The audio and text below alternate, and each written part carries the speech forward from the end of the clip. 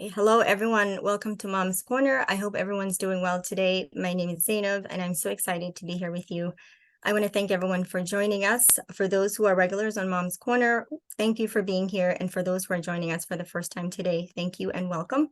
A big thank you to our special guest, Hani Nur, who we'll introduce shortly. But before we proceed, a few housekeeping items. I would like to remind everyone that, as promised, we will issue the stipends for those who are here today. So stay tuned for that. I will share that link via the chat box at the end of our session. I encourage you to participate in any way you are able to. You can open your camera and ask questions or comments that way, or you can drop them in the chat box publicly or privately to me, or you can use the emoji features as well, any way you feel comfortable doing. Please make sure to change your screen name to match that one we'll be sending the stipend to, so we have the right person. And if you need helping doing that, I can certainly help you with that as well. Please don't be shy to ask questions or express comments. This is a community space and it's judgment-free zone, and questions are welcomed and encouraged. A brief introduction of Mom's Corner. Mom's Corner is one of the many programs under the umbrella of Global Perinatal Services.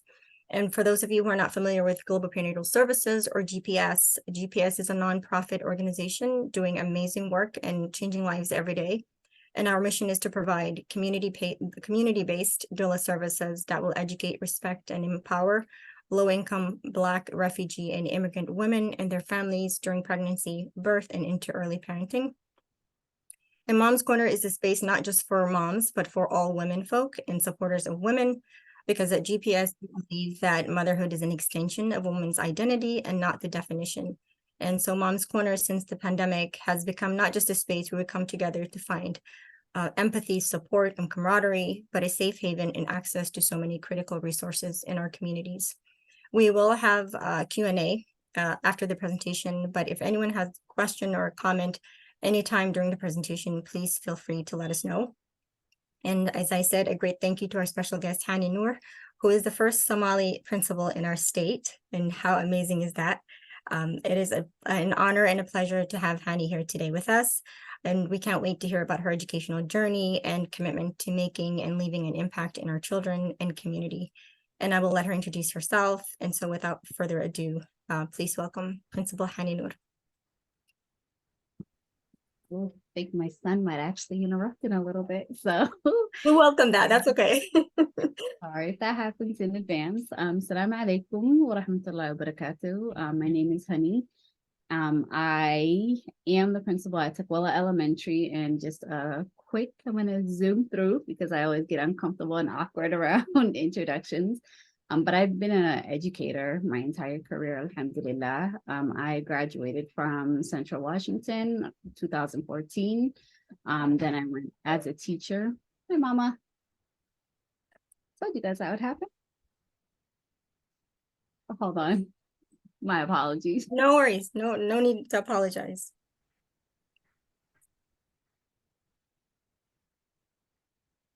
My son's favorite thing to do is to time it perfectly to interrupt when he knows I'm in the middle of something. It's like his special power. Sounds about right, yeah. But alhamdulillah, I've been a teacher since 2014. I've taught in kindergarten for 5 years. That's where the majority of my experience comes from, and really that's where I really, learned to be very flexible. That's where I learned to grow. That's where I learned that, education is more than just being in one space. That was also my first experience in being the only, Muslim person, the only Somali person in a public education setting. But the student population were a reflection of me. So alhamdulillah, through my connections with my families, I learned that it's okay for me to be the person that I am, and I was in the right place, because sometimes when you work in a public school, there's that dichotomy of, do I belong here? Is this something that I want to do? Is this something that I should do? When you get uncomfortable, you don't know how, non-Somali, non-Muslim parents are going to react to you. But alhamdulillah, I've gotten nothing but positive interactions. And a lot of times, it's good for us to be representatives in these spaces, because it normalizes. A lot of my non-Muslim families just saw me as a teacher. Nobody really cared that I was Somali. Nobody really cared that I was Muslim. Nobody really cared that I wore a hijab, none of that. And it was just very encouraging for me to go from being in kindergarten and realizing, okay, I finished, like I don't know that I want to come back to this, and moving into fourth grade. And then I went on from fourth grade into teaching reading to the whole school because something in me wanted to just keep going to the next thing. And it was just having that growth mindset of I love what I'm doing, but I want to try something else and see if that works. And, if it didn't work, I always had that, knowledge of knowing, what, alhamdulillah, I always have kindergarten to go back to if I don't like the next thing. I always have fourth grade to return to if I don't like reading intervention. And it just all turned out to be, one thing, one door opened and the next opened.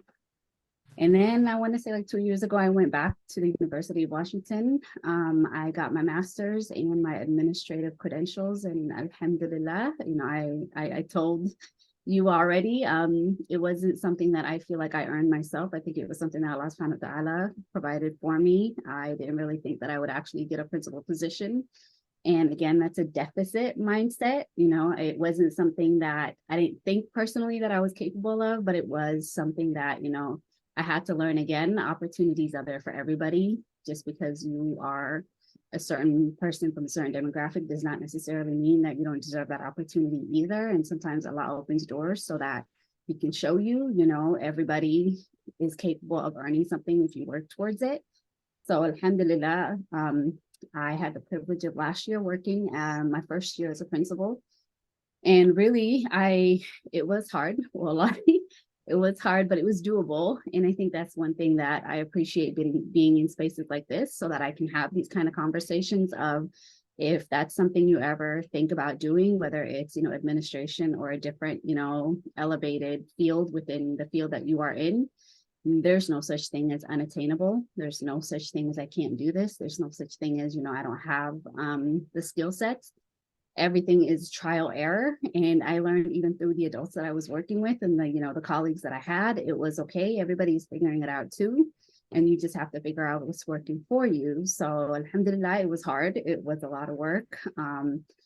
It takes a lot of toll on your family time. It takes a lot of toll on, that aspect. But outside of that, it was a learning journey. And alhamdulillah, going into it this year, again, I was telling someone, it's not that I'm working any less this year. In fact, I feel like I'm working more. But the difference is I know what I'm doing now versus before, where I had to learn the journey. But I know one thing I've always been very excited about is I have the opportunity, and it's not unique to my Somali community.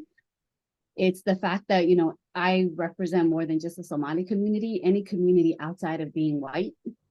I have some kind of engagement with, where they feel like, okay, wow, there's somebody of color, somebody that looks different, somebody that, is out of the ordinary going into this field. And they feel like, okay, well, I want my son to be, you to be their role model. I want my daughter for you to be their role model. And I have those conversations with them about, okay, this is not an unattainable field. This is something that, here's what you can do. And they feel more comfortable asking conversations around what's going on in the classroom. How can they reach out to families? How can they reach out to teachers? What can they do? It's almost like, the doors are more open now, because I feel comfortable asking you questions that I wouldn't have felt comfortable asking another person, because you kind of represent this whole immigrant population, this whole, non-white population, even though I fall into one specific category. So having this opportunity to kind of speak to you guys about how can you be successful in your new school year is something that I constantly have with a lot of my families. Even for us being in our school, we still have families that don't understand how to navigate the school. So all in all, I kind of have an idea of some things that I do want to talk about that I think would be incredibly helpful. But if you end up with a question or something that I didn't hit on, please feel free to write it in the comment as I'm talking. If you think of a question, please let me know and we can go through it. But one of the first things I thought about was, in preparing for the new school year, and now that the school has already opened, one thing I always think about is making connections. Like making that initial connections. In schools, you won't naturally have teachers reach out to you unless it's conference time or open house. And the problem with open house is it's not mandatory. So you don't have to come. You'll get the communication, you'll get the information, but you don't actually have to come to open house. You don't have to actually come to these events that the school provides. But one thing I've always wanted to tell our community and just anyone who doesn't like go to these events at school, you don't know how significant and important it is for your presence to be out of school, because you can communicate with your child's teacher once a month during November when you have a conference, but teachers will feel different when they get an initial communication from you where it's a personalized one and they can connect with you and they can have conversations with you and they can briefly get to know you versus, when come November, I'm just going to tell you what my child did right and what your child did right or what they didn't do right. So I would highly encourage making those connections with your teacher, whether that's giving them a phone call, whether it's coming into the school, asking, how do you connect with your teachers, asking them, how can I connect with my son's teacher, my daughter's teacher? Sometimes schools have apps now where you get information about just any kind of events that happen, but showing up makes a greater difference in your child's education than I think a lot of us are aware of. For one, it shows the child that we are invested in them, not just the classroom teacher, because sometimes you have to remember your children respond differently towards you than they will respond towards other adults in the school.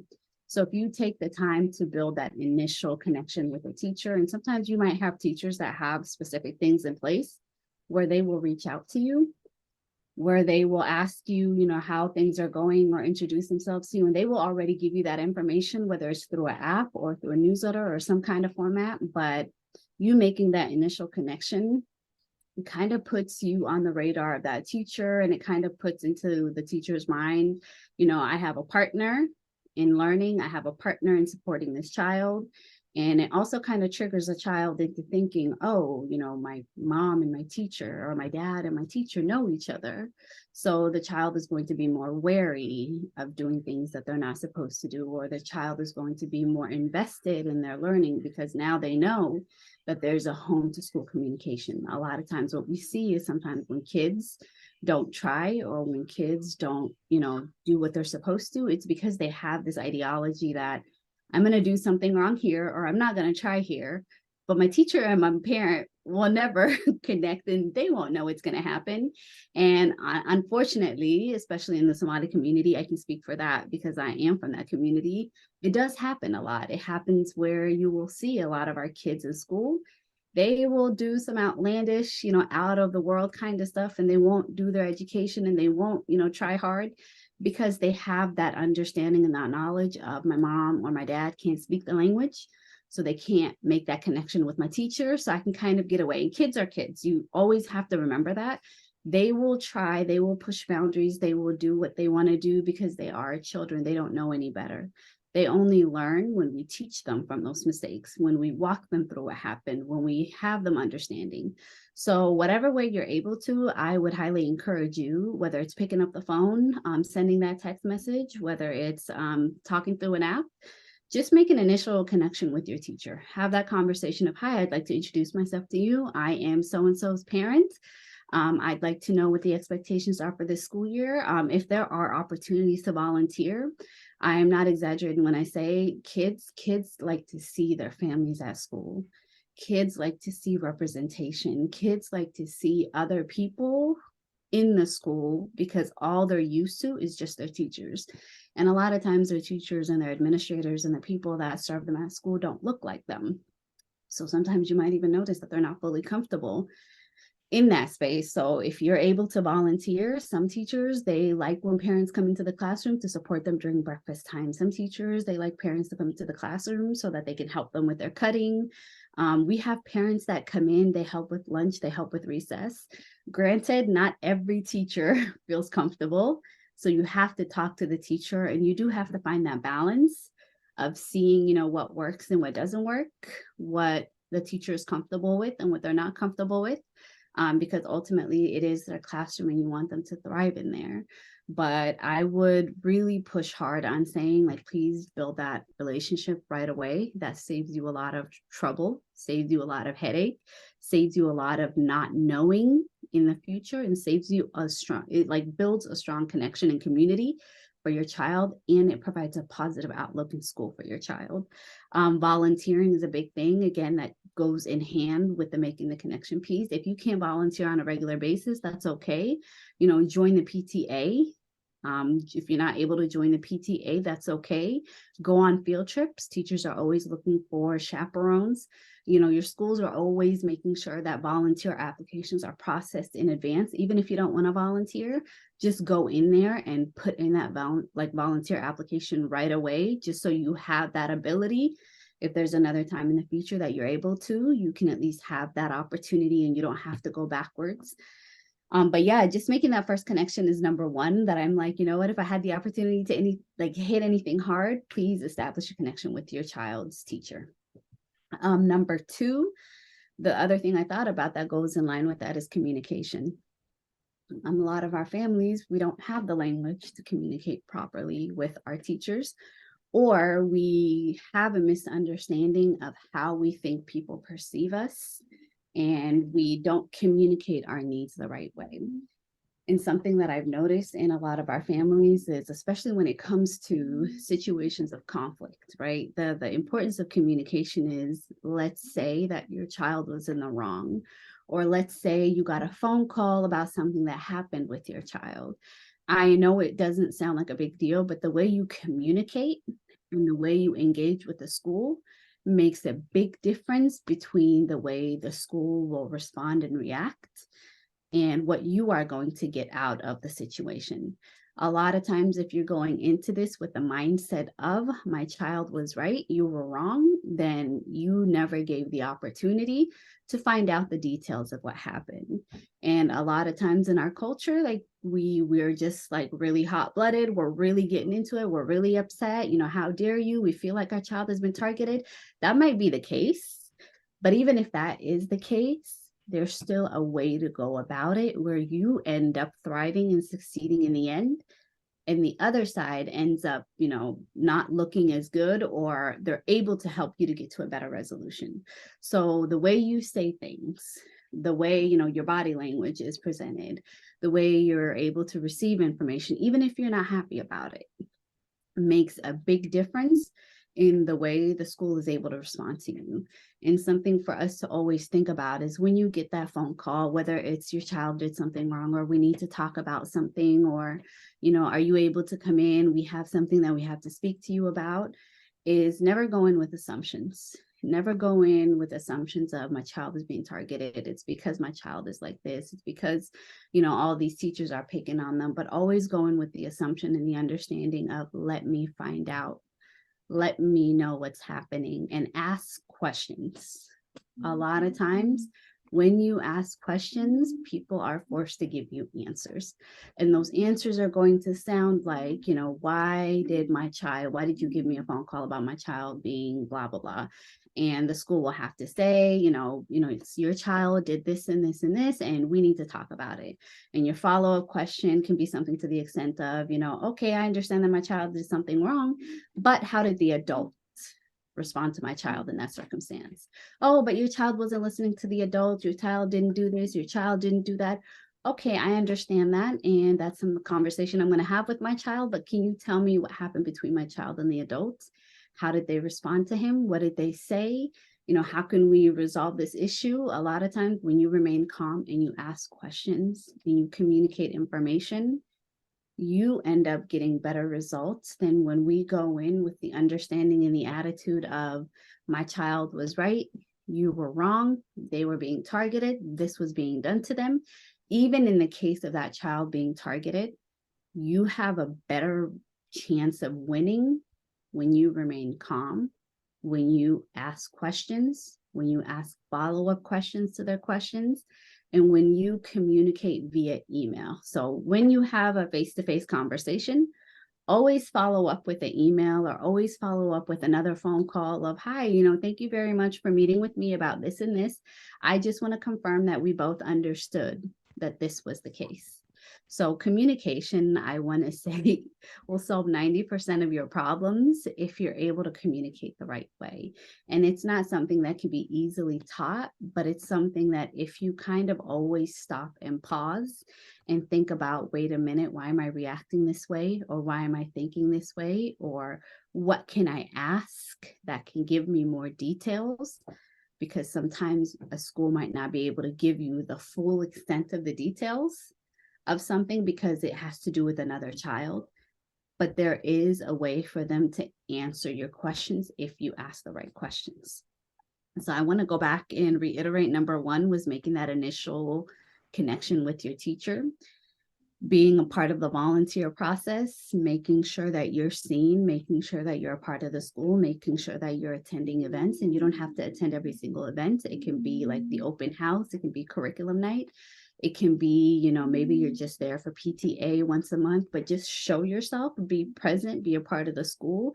The office staff should know who you are. The teacher should know who you are. A lot of times we have families that the kids know who they are, and the kids will call them, grandma, yeah, because they've been there for so long and they're present, that's all you need. Dropping your kid off in the morning, maybe stick around until the kid walks to school, because then the teacher sees you. You don't even have to say anything. Hey, Miss So-and-so. Hi, Miss Johnson. How are you doing? How did everything go? Oh, okay, bye, and just leave. But your presence makes a big difference. Number two, communication is the difference between your problem being resolved and your problem being unresolved. The way you ask questions, the way you speak, the way you engage, the way you interact, the way you follow up to something that might not be positive, will make a big difference between, again, helping you being able to resolve an issue and advocating for your child and seeming like a problematic parent. So how you communicate, your wording, your verbiage, what you want to ask, how you want to ask it, all makes a big difference. The other thing I thought about, and this one kind of it's not just our community that deals with it, but it's a lot of immigrant communities that deal with it, is stigmatization of things like ELL and special education. And if you don't know what ELL is, it's anybody who speaks second language. So even if your child was born in America, if your child speaks a second language, or your child is from a different country and it's on the form that you registered that the person speaks a different language, or the person comes from a different background, we automatically test as a school, because we always want to be on the safe side. And what ELL is it just provides language support. So what it's saying is this child might not be able to learn properly, so we're going to give him extra language support to make sure that he or she is at an equal footing with their peers. That doesn't mean that every single model and every school that does it properly, but it's to support English. And that's how a lot of times they end up with that label of being an English language learner. Thank you for putting that down there. So that stigmatization piece that happens is just because they're receiving ELL, it doesn't mean that that's necessarily a bad thing.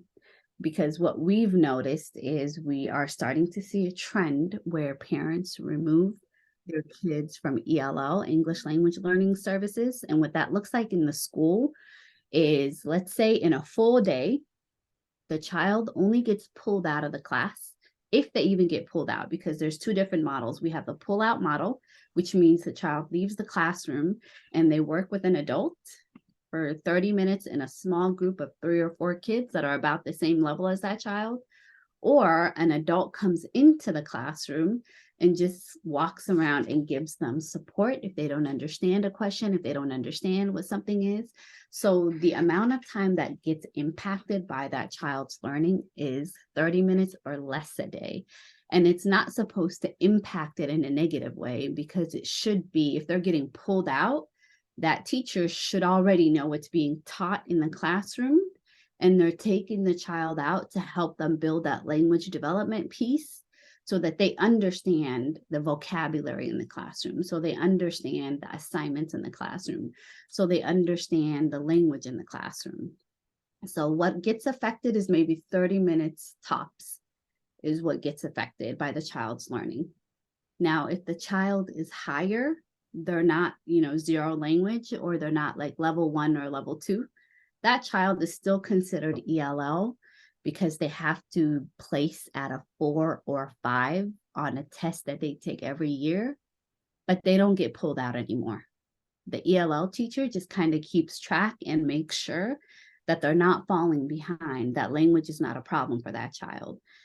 What we're noticing right now is for kids that are classified as English language learners, which again is any child, it's not a deficit, it's just any child who speaks the second language, even if they were born in America. We're noticing parents that are opting out. They're saying, I don't want my child to be in there. And they're opting out not because the child could use the services, but because they don't want the stigma. They don't want people knowing that the child is receiving, English language services, because that's considered a negative in whatever community that they're coming from. And then we're noticing that those same children that are opting out are then starting to fall behind, because even if they have the English language, there's a difference between academic language, what's being taught at school, vocabulary, comprehension, math academics, social study academics, science academics, versus social language, which is what kids thrive in. They sound like their other kids. They sound like they understand things. They sound like they know things. They can speak to anybody without a problem, but they can't do the academic piece, which then translates into writing. So that stigma of I don't want my child to be considered an ELL child, an ESL child, that's what it used to be called. An ESL child is kind of hurting our communities, not just the Somali community, but a lot of the immigrant communities, because then when the kid takes the bigger test, the one that counts, the SBA, they're in third, fourth, and fifth, the one that the state is going to be looking at to see if they're on grade level. These kids can't do vocabulary work. They can't do comprehension work. They can't do writing. And writing becomes really big. And writing is closely tied to language in every aspect. Language is tied to math. Language is tied to science. Language is tied to social studies, reading. Everything we do in school is tied to language. So I would highly encourage families to think about, if you're going to choose to opt your child out, it is your choice. Nobody can prevent you from doing it. That is a right that you as a parent have. But just think about, is that worth your child's education declining? Because a child receiving ELL services is actually a bonus and a benefit. It's not a deficit. And usually by third grade, most kids exit out. They don't even need it anymore because they've developed the language, they've developed the understanding, they know all the language acquisitions, they understand the different components needed, and they kind of start getting into the groove of the academic language, so they don't need ELL services. So if you as a family are considering, removing your child, or you removed your child because of stigma, because you don't want the community to know, or you don't want your child to be labeled a certain way, I assure you in schools, kids don't care about that stuff. They don't think about it. The only people that care is us, the adult that works with that child, because we see that there's services that they need that they're not getting. And we can't do anything about it because you as a parent have more rights in that field than we do. So we do the best that we can in the classroom. But there's a certain benefit that a child would receive from receiving certain services. Same goes for special education. And that one is even more stigmatized than English language learners, ESL. Special education, a lot of our community, and when I say a lot of our community, I'm always referencing the immigrant community. A lot of our community are very stigmatized by special education because nobody wants anything to be wrong with their child. And we come from a very toxic culture that if something is wrong with your child, everybody will not treat your child right. Even in the mosques, they won't treat them right. Even within your own family, you won't get treated right. And, coming from a Somali culture, we know that if somebody has a deficit, you will actually get made fun of for your deficit. So if you're missing an eye, you get called that you're missing, that becomes your new nickname. If you're missing a leg, it becomes your new nickname. If there's a mental health issue, people call it, jinn, il, sihr, like they make it a negative thing.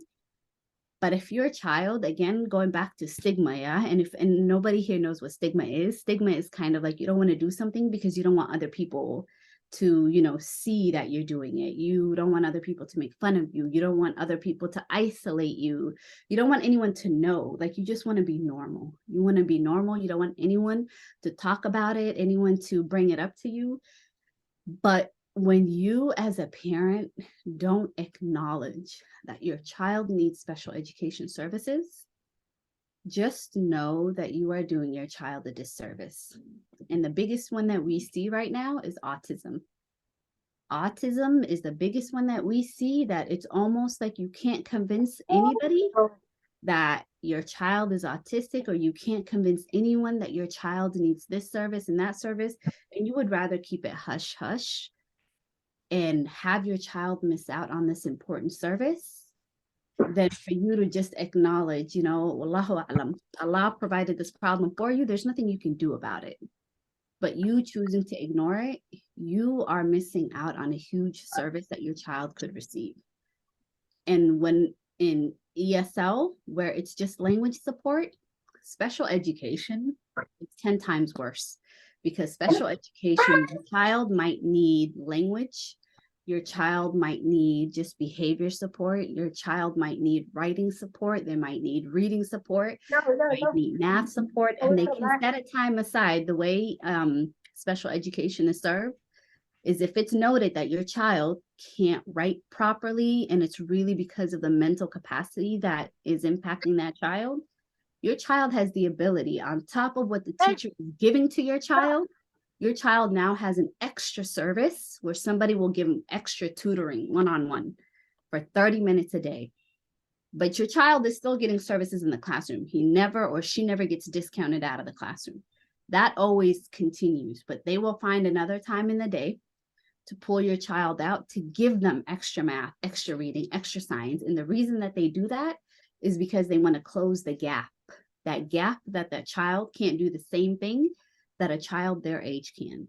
And sometimes it doesn't have to be autism. Sometimes it's just the child might be low for their age. They might be really low, and there might be some kind of mental delay, or there might be something going on, whether it's trauma, whether it's some kind of adverse impact that the child experienced, when they were young, that unfortunately affected them as in their education, especially with trauma and adverse child effects, those kind of things, ACEs. It impacts the way a child learns. It impacts the way their brain is wired. So now that child who you think is normal, and trauma doesn't have to be a physical effect. It doesn't have to be something physically that hurts you. Trauma can be something mental, and a child can experience trauma even if they themselves are not the person who's receiving the trauma. So if you as a parent are going through a really hard, difficult time, your child could actually walk away with trauma from what you have experienced, which puts stress on your child, which puts mental, toll on them. And as kids, because they're so young, their brain wires become different. It becomes delayed. So a lot of it is not your child's fault. There's nothing that a kid can do if trauma impacts them. So sometimes when you're noticing that your child is finding school challenging, it's not the time for you to choose to pick up your child and take them to Somalia and give them camel milk. That is not going to solve your problem. If your child is experiencing a delay, or something is wrong, or the school brings up special education, don't be afraid. Don't be afraid, but don't be fooled either. Advocate for yourself. Advocate. And like I said earlier, with communication, ask questions. Don't leave it at, oh, the school said my child needs special education services, I just sign off. No. You are also an adult, and you have a mind of your own, and you know your child best. So ask questions, find out why, what happened, give it a try. Did you know, as a parent, just like with ESL, you have the right at any time to be like, I no longer want my child to be in special education services. So if this is something temporary and your child no longer needs it, you have that option to move your child out of special education. But please don't be the barrier and the block between your child getting services because you're afraid of what others will say about you. You're afraid of what others will think of you. You're afraid of what the community will say about you. In reality, other people's opinions of you have nothing to do with you. It will never have anything to do with you. And people will always think a certain way about you. So that has nothing to do with the way your child is receiving information. So please, really, really, that is one thing that I'd like if I could walk away with again. There's a lot I want to walk away with today, but please think through your decisions on whether a child that you have should receive these services.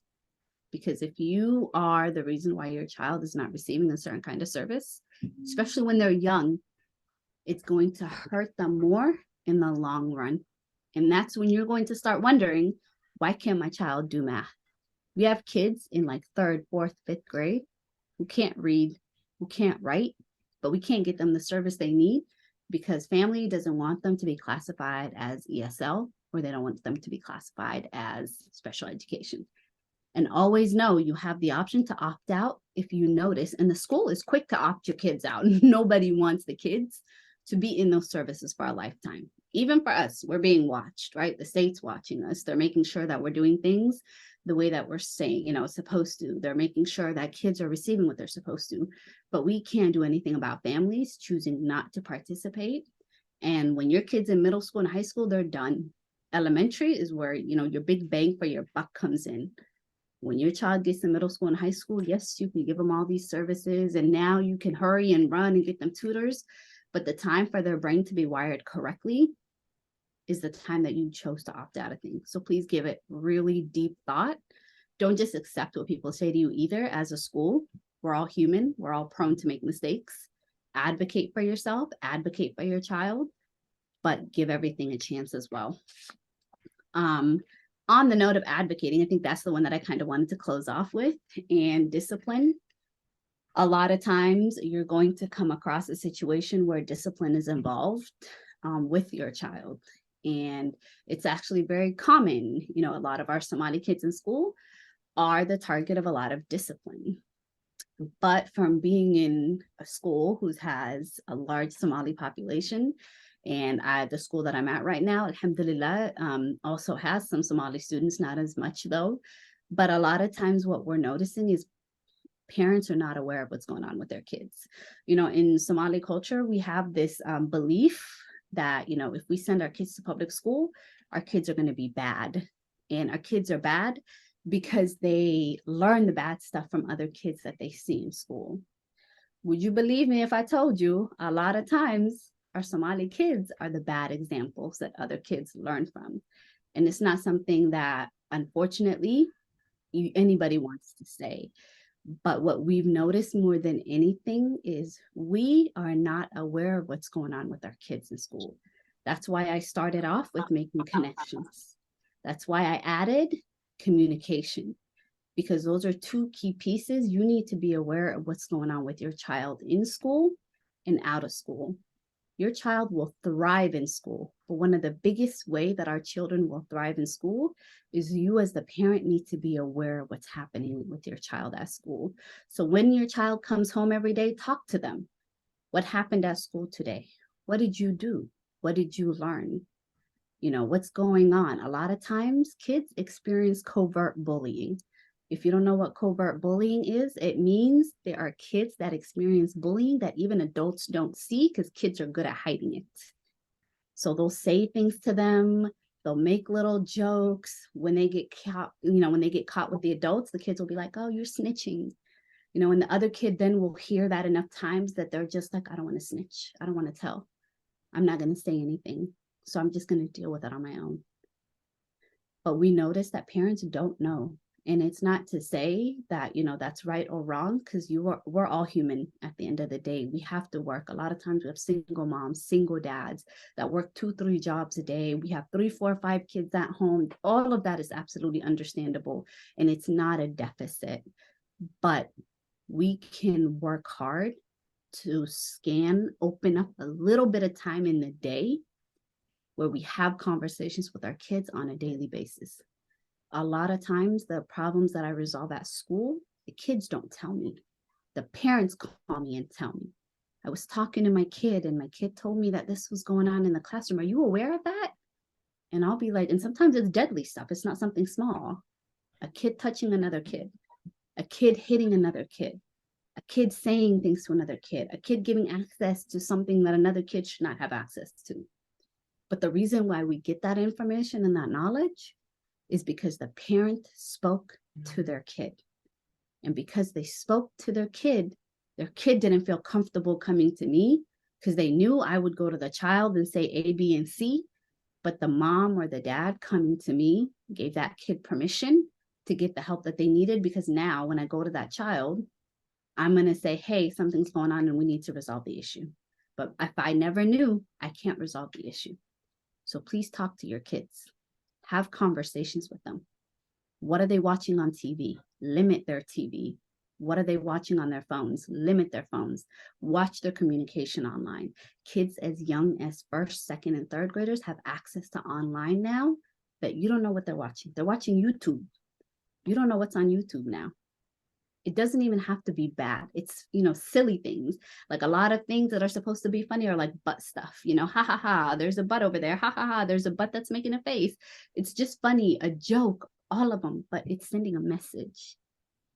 And that message that they're watching over and over and over and over, it desensitizes them. Then they watch something else. Then they play games, things like Roblox. A lot of your kids play Roblox. A lot of your kids play Minecraft. There are adults on there. There are chatting sites on there. We'll have kids tell us things like, oh, I was on Roblox and I was doing this and I'm talking to my friend, blah, blah, blah, blah, blah. And this is like a second or third grader. You don't know who the other person is on the other side of a Roblox account. You don't know the kind of games that they have online. So please be mindful of how, your kids are in school. Be mindful, talk to them when they come home. You don't have to spend all day talking to them. We used to always encourage 10 minutes a day. Sit down with your child for 10 minutes a day and just say, what did you do at school today? What did you like? What did you not like? Don't just ask them what's going on. Ask them their lows of the day. What didn't you like? How can we fix that tomorrow? What happened that you weren't happy about? What are they doing when they come home? Are they watching TV until they go to bed? Are they doing anything productive? You as a parent, and again, I'm going to reiterate and say, I understand. We have a lot of families that work hard. I'm a single parent myself. I work all the time. I have a 6-year-old, a first grader now. I come home like 6, 7 o'clock every night. So I understand, like our times are short. We don't have time. Time is not, something that we can afford to give. But even if I come home at 6, 7 o'clock at night, I'll sit down with my son. I'll be like, what'd you do at school today? What did you like? What'd your teacher say? What'd your friends say? What'd you eat at school? I'll ask him, what made you unhappy? What can you do tomorrow for you to focus? So little things, you can carve out a little bit of time. It makes a big difference. A little bit makes a huge difference. So all in all, that's about it that I can think of that I'm like, oh, that would be really helpful. But the biggest thing is please make connections with your children. Like, I know it seems very small, but kids can thrive in public schools. And we need to take that negative mindset out of our heads that there's something wrong with kids attending public schools, that our kids, are going bad in public schools, that our kids are not thriving in public schools. There are things that are happening in public schools. I'm not taking that away. But the biggest key factor that makes a difference between the child thriving and the child falling into things is the presence of the parent. Randomly showing up to school, having lunch with your children at school, talking to your teacher and asking them, can I come visit your class once a month? Like your student just needs to know that you're a part of the school, you're connected to the school, you're there, you're wondering, you're asking. Sometimes that little stuff that you're not thinking anything of triggers the child to think, oh man, my mom knows everything. My dad knows everything. My mom and my teacher talk. Like, it'll make kids walk on eggshells because now they know that you have that awareness. So I hope that it was helpful. And I just kind of want to reiterate one more time. Please make connections with your teachers right away. Please, do your best to volunteer at school. Attend events. Wallahi, that makes a world of a difference. Even being seen and being present and being, me and Zainab talked about this yesterday. As a parent, if you're not at the table, if you're not a part of the table, if you're not at the table, then you're on the menu. You're on the table and people are going to start plucking and doing things and moving around. So please be a part of the table, be a part of the conversation, be a part of what your school needs, be a part of vocalizing things that you want. A lot of times parents advocacy gets things done in school. You need your child to pray at school. Hey, what can we do to carve out a time at our, the school that we need this and this? You don't want pork to be eaten at the school. Like at our schools, we don't serve pork. But the only reason we don't serve pork is because our parents advocated, they talked, they had conversations, and went on and on and on for a while, that they were able to get to a point where, because we have the demographics and we have parents that care and we have parents that are involved, people will listen to you. You've seen it in real life. The more you advocate, the more present you are, the more you're involved, the more your side will be seen, the more the narrative shifts and the narrative changes, and it turns into, this is a community that cares. This is a community that knows what they're doing. This is a community that wants this and this and this, where if you're absent, then decisions are being made, conversations are happening, things are taking place. So just think about that. Communication, being present at your school, volunteering, showing up for events. Be mindful of stigma, think about, do you really care what other people think of you? Really, other people's opinions of what you do is irrelevant to you. It's irrelevant to your child. Even if you're the best person in the world, there will always be somebody who will think less of you, who will think that you are the worst person on earth. So other people's perspective of views of you has nothing to do with your child's education. Think about, ESL, is it beneficial for your child? And if it is, just give it a thought. If you don't want it, cool, but at least make sure that it's not impacting your child. Same with special education. Advocate for yourself, as a parent. Think about the way you're asking the questions, having akhlaq. Like, I know it's not something we think about, but having akhlaq and manners goes a long way in the way people treat you. I think I said everything I wanted to say, and just advocating, making sure you have that connection with your child, making sure that you're aware of what your child is doing at school, sitting down for like 10 minutes, working on homework with your child, making them feel like you're a part of them, caring about their education, and then being easy on yourself and knowing that it's okay. You're a parent. Kids don't know what you're going through. They don't know that you have to feed them. They don't know that you have to shelter them. They don't know that you have to do this. Go easy on yourself and know that it's okay. If you don't get everything done, you're not Superman. You're not Superwoman. It's okay. You're still going to get it done. But on that note, I hope that it was helpful. And if you guys have questions, let me know. I'll be here. Mashallah, where do I begin? So many useful gems. Thank you so much, Hani. We do have some questions and comments, I think, in the chat box. And one of those was, when does your child start ELL, I believe?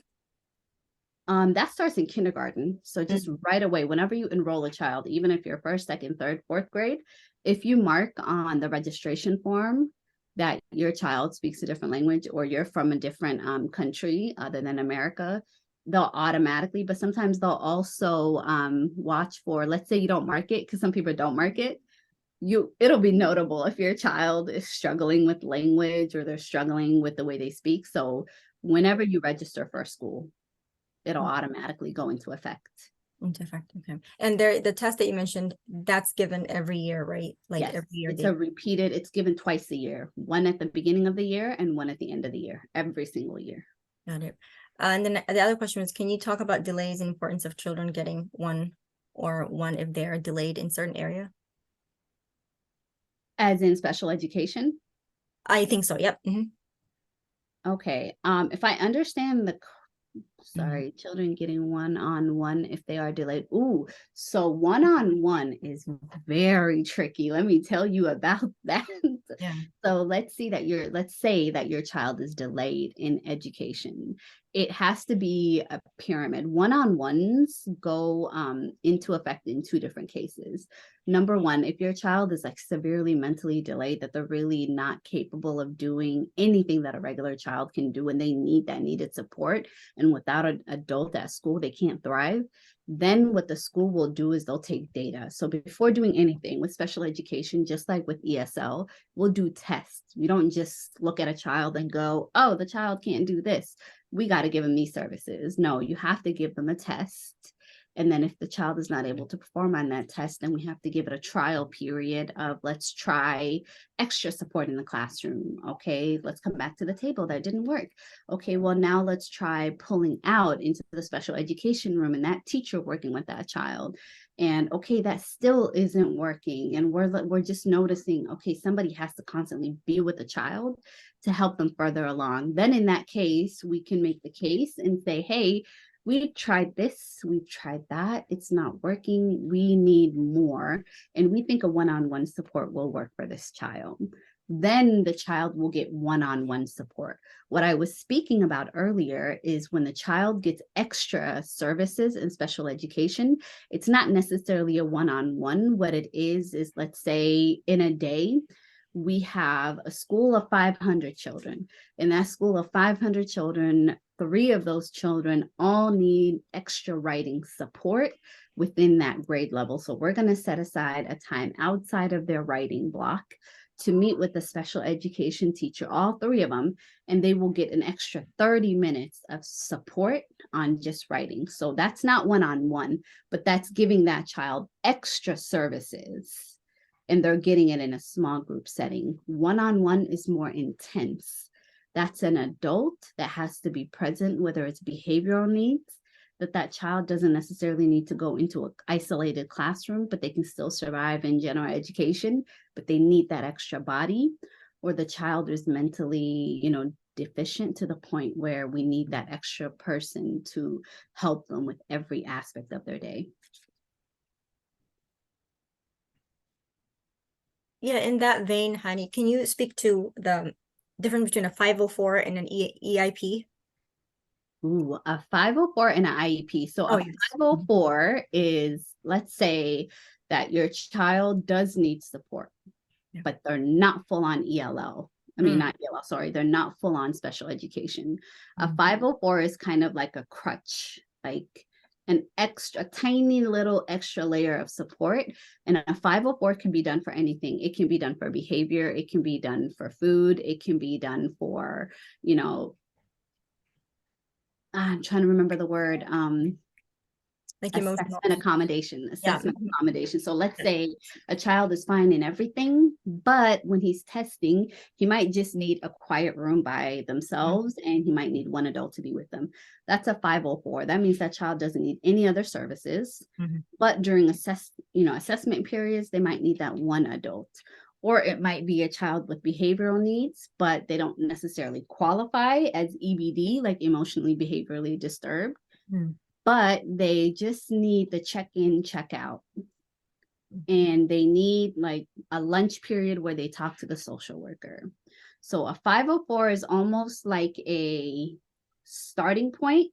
Yeah. Like there's something going on and we know we need to help the child, but we kind of also don't need to put in full ELL services. Mhm. A IEP is a legal binding document Mm. that says that this child needs this service. And if they don't receive this service, then there can be legal repercussions that come out of it. It's a standing document. So the child, let's say the child qualified for being low in reading and low in math. And when they qualify, what qualifying means is if you're in 2nd grade and you qualify for needing support in writing, that means you're like 2 or 3 years behind your peers in writing. So now we have to, based on that need, we have to write into the document IEP that you need an extra hour a day or an extra 30 minutes a day that are mandatory. Can't go without it. And if you go without it, It's like a legal document where we have to have a conversation about how we're going to make up that time, or there might be legal repercussions. The IEP also needs signing. They need the presence of the parents. They need the presence of the teacher, the special education teacher. They need the presence of the administrator. And as a team, we have to collectively come up with the plans. As a team, we have to collectively agree. And without the parents' green light, we're kind of stuck. Where the 504, it's kind of important, and it is, we still want to hold it to the way it is. But this one is a legal binding document that cannot go forward without everybody in agreement and without everybody showing up. Where this one, we're doing it as kind of like a precursor, let's give it a try as a supporting measure tool. Does that make sense? Yes, so the IEP is where you get the extra time with testing, that someone's asking that, but not the 504. No, you get it in both. So IEPs are, if the child needs it, that'll happen. But let's say the child doesn't need an IEP, but they get a 504. But we're saying in the 504, we're going to give them 1 extra hour to test, to measure and see, will that make a difference? So both of them, you can get the extra time. But one is kind of like a plan that we come together without all the legal documentations, the mandatory, all of that stuff. It's like the precursor to the IEP. It's still big and important. But it's almost like a smaller size, and it's more of little fixes and putting little things in place, where the IEP is saying, no, we need to put some real tangible things into play, and we cannot let go of it at any cost at all. Got it. And the 504, do you need a doctor's note, or how does the 504 come about? You don't need a doctor's note for either one of them. Okay.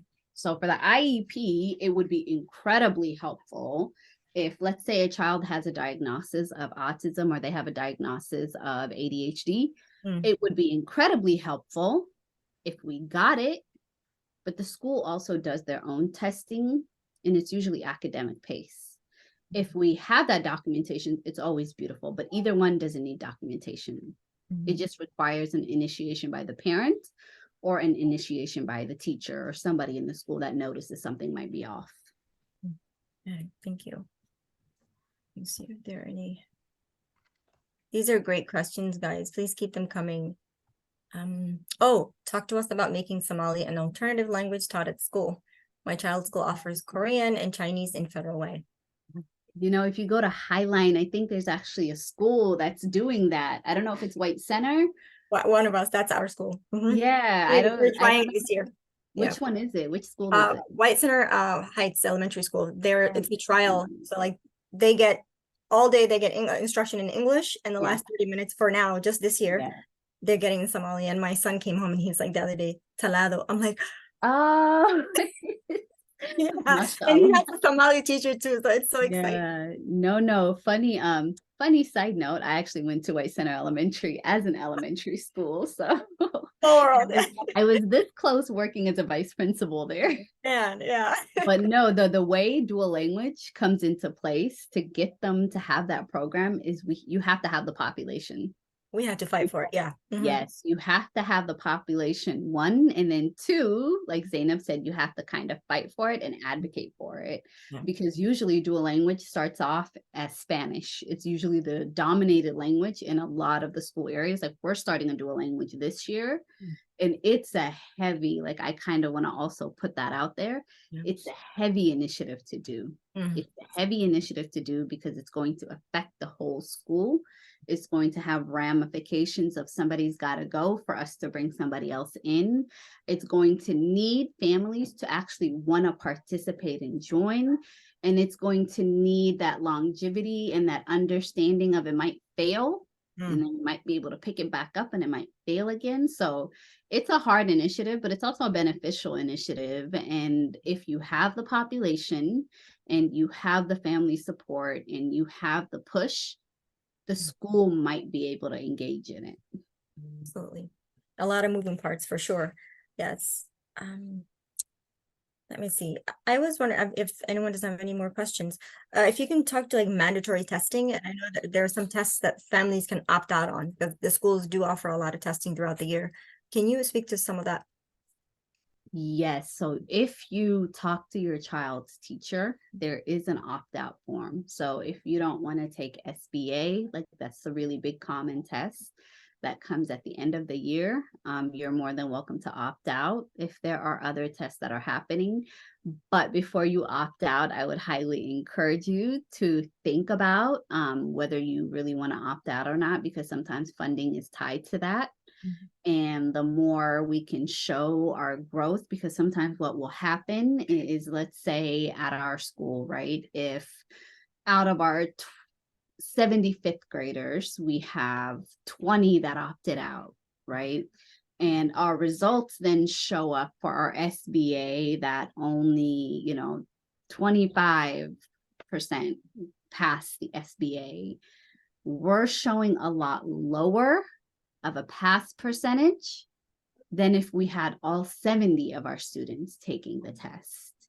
And really, whether your kid passes or fails, it's not going to impact the child necessarily, because they don't even see those SBA scores. The school is the one that sees it and tries to figure out what to do and how to support the child and work on that. But you do have that right. I'm not going to take that away from you. You have that right. You just have to go into the office or ask the teacher, how can I opt out? And I think the only one that you can opt out of is the SBA. Like, that's the major state test. Mm, I'm not aware that you can opt out of the smaller assessments, because we do also need data yeah, to see whether students are growing or whether they're failing. So if we're going through school and we're just opting out of every test, yeah, then we're kind of put in this jam and predicament. And sometimes even the parents you'll get to a point where you're like, well, how's my child doing? Are they doing good or bad? And we can't answer that question for you. But just food for thought. Sometimes when we have a lot of opt-outs, it's showing negatively towards the school in the pass rate and fail rate. that's right. Yeah, it is a double-edged sword, I think, because sometimes as a parent, it seems like sometimes that's all the school is doing is just testing, testing, testing. And you're like, if it's not Yeah, necessary for my child, I really don't want to, correct. I don't want that extra stress for them, especially if it's a child like prone to emotional Correct. stress, like during, yeah, definitely. And at the same time, I can see how school funding is tied to that, especially in public school where Correct. funding is scarce almost. Yeah. What was I wanted to go back to your first point about making connections at the conference. And also just when you meet the teacher, if your child has like some needs that need to be addressed, it's also good to make that face-to-face connection with the teacher and just be like, maybe my child has, certain allergen avoidance that he needs to do, or like they have emotional problems, just in case you notice him pulling away or things like that. Just expressing what needs your child has. And you mentioned some families don't really take advantage of like meeting teachers, but there's also interpretation services. I'm hoping, which is Yeah. the case these days, so that's also available. Yeah. Yeah. Let me see. Are there any more here? Let me see. Perfect. I think you got to all of the amazing questions. Yeah. Awesome. One thing I kind of want to add on is food for thought for all of you. A lot of times we've noticed that some of our families, they volunteer, they join this, and they end up becoming, the substitutes, and then they end up becoming the helpers in the class, and they end up becoming our family liaisons or our diversity liaisons. Or so you volunteering is actually also opening up more doors for you. You being a part of the school, connecting and communicating. Usually we reach out to our families and we're like, are you able to sub, whether it's for being a para or it's for being a teacher? So coming into the school also opens up pathways for you.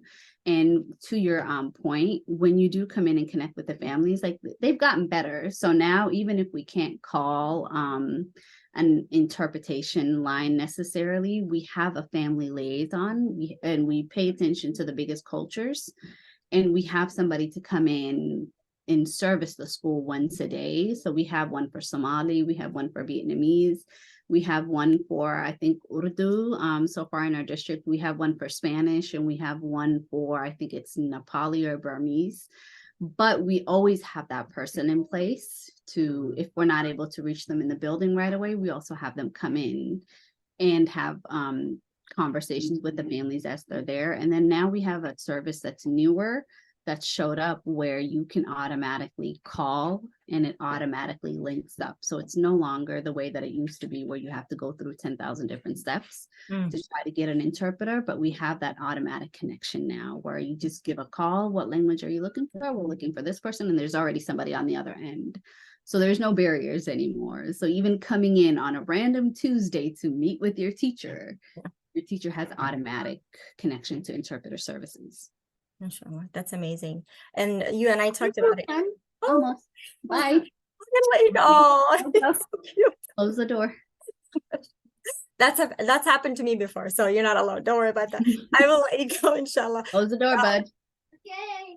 Just that note of you and I talked about yesterday, imposter syndrome, and by showing up in these spaces, you are, and also doing something different, taking a leap of faith yourself, you're giving, like, others the inspiration and hope to do that as well. People who have never done something new with their life or make a change, which is hard. But yeah, just wanted to mention. No, I'm glad you hit on that too, because honestly, like we spoke about yesterday, there is no such thing as I can't do. There is no such thing as it's not possible. A lot of times people are looking for diversity. People are looking for something different. The reason why they're not able to place anybody in that role is because nobody wants to do it. So if you think you're not able to get into that role, the reality is they're probably looking for people in that role that matches your description, but you are preventing yourself by thinking I can't get into it. So like you said, there's no such thing as imposter syndrome. Like, yes, you'll feel uncomfortable. You'll feel awkward. You'll feel like you don't know what you're doing at first, but everybody feels that way. Really, everybody's trying to figure it out as they're figuring it out. So there's no such thing as you're coming in with this wealth of knowledge. It's something that you learn along the way. So please don't let that prevent you from going into a field that you're looking for, because everything is figuring it out as you go. That's right. And you mentioned the deficit in the beginning, like that was a deficit because for many of us, people of color, we don't really see that modeled for us. And so we don't really have that higher expectation or higher goal for ourselves because we don't have the resources or services or the role models in those positions. So yeah, but thank you so much. And a big part of it is also like not listening to the naysayers. Like really, it's anybody, especially within your own family, your community, you're going to hear a lot of no, you can't, you shouldn't, it's impossible. Are you sure? Should you? It's not listening to that and just pushing through and just going, because really, like I said before, other people's opinions of you has nothing to do with what you're actually capable of. And a lot of times you'll come across that. Are you sure you can do that? This is hard. Like we hear that a lot in our communities. This is hard. Nursing is hard. You know, being a doctor is hard. Being an engineer is hard. Don't do it. And it's, what is that person telling you not to do it going to actually impact? That has no actual implication in your decision, in your life. And if you choose to listen to it, you're actually doing yourself a disservice. That's right. Yeah, absolutely. And I on that note, I want to, there's a study that they did a study and said that having a Black teacher in elementary school, there's 13% likely, wait, let me read this the correct way. A study conducted by the National Bureau of Economic Research shows Black students who have one Black teacher in elementary school are 13 more times likely to enroll in college. And so that number is just, and imagine having someone that looks like you, who's unapologetically taking up space and being herself and setting up a good example. What is that? Like how much more percentage is that number going to go up? It's amazing. Mashallah. That's incredible, actually. It's amazing. Yeah. Thank you. Thank you so much for this. Oh my goodness, mashallah. So much out of it. I'm so glad we had you on. And as you can see from the comments, thank you, GPS and Hani, for creating the space to educate us. Your presence is appreciated. Absolutely. I hope that we can have you on, inshallah, for in another capacity in the future.